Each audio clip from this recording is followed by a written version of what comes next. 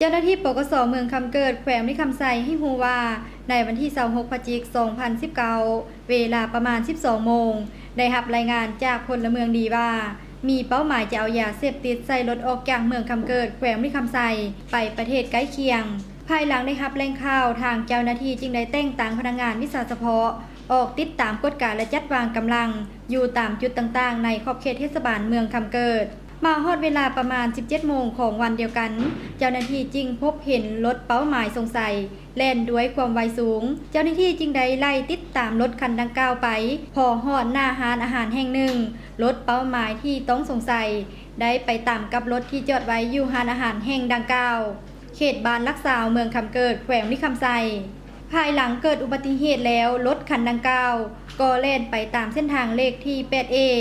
พอไปฮอดบ้านพลแพงเมืองคำเกิดคนขับก็ได้เอารถไปจอดไว้อยู่ป่าไกลกับวัดบ้านพลแพงเมืองคำเกิดส่วนผู้ขับขี่รถแม่นได้เอาตัวลบหนีทางเจ้าหน้าที่พวกเฮาจึงได้เข้ากวดการรถเป็นประเภทรถเจี๊ยบยี่ห้อฮุ่นไดสีขาวบ่มีป้ายทะเบียนผ่านการกวดกาพบเห็นเฮโรอีนจำนวน 1,032 แท่งน้ำหนัก